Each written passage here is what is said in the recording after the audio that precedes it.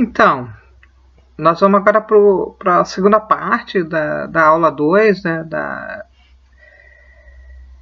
das deuteropaulinas e a cristandade emergente, que é conversar um pouco sobre o gênero literário que sustenta e consolida a literatura que pretende botar ordem, que pretende estabelecer o certo, diferenciando do que é errado.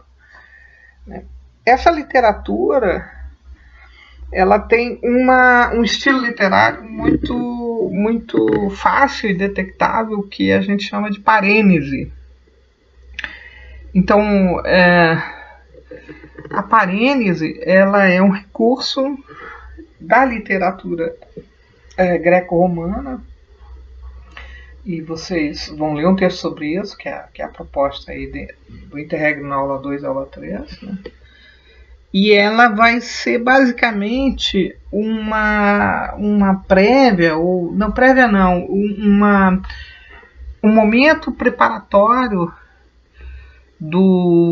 da literatura greco-romana, que é a antecipação da própria invenção de um sistema jurídico, né?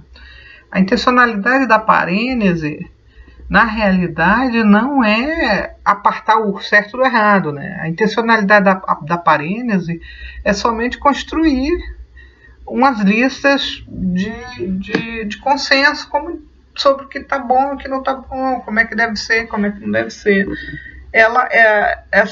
Essa estratégia é muito parecida com o que professores hoje usam nas escolas de crianças pequenas, né?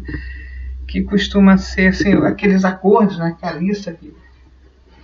Como é que nós vamos se comportar dentro da sala de aula, tal. Eu vejo muito isso quando eu visito escolas, né? Esses acordos são construções temporárias, são construções mutáveis, elas não necessariamente são perpétuas, né? No sentido de que são acordos e que, se não funcionar bem, tem que ser feito, né? Em boa medida, a base de uma legislatura, de uma constituição, de um ordenamento jurídico que sustenta as sociedades são mutáveis por conta disso, né? Então é muito interessante que não é ruim que a literatura seja assim, né?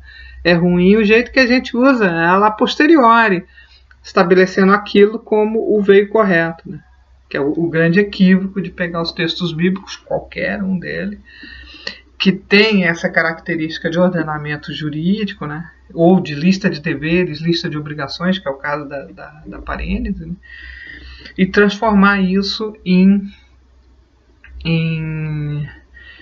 um parâmetro absoluto do que é correto, né?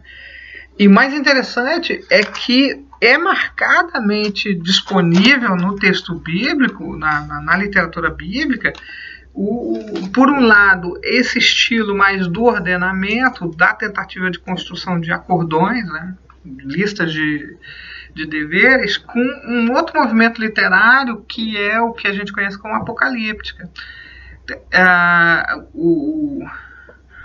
Existe ainda no final do primeiro século comunidades cristãs fortemente pautadas numa literatura mais apocalíptica, que é mais aguerrida. A literatura apocalíptica está centrada mais numa crítica muito grande às estruturas de opressão. Então, não é uma literatura do acordo, é uma literatura do enfrentamento, né? Mas também é uma literatura que estabelece um parâmetro, o que está correto e o que não está correto nesse enfrentamento, né? A literatura apocalíptica tende a desvelar de forma mais conflitiva as estruturas de desentendimento, enquanto que as parêneses é supostamente um consenso social, né? É a construção de alguma possibilidade de consenso social que vai construir a vida comunitária.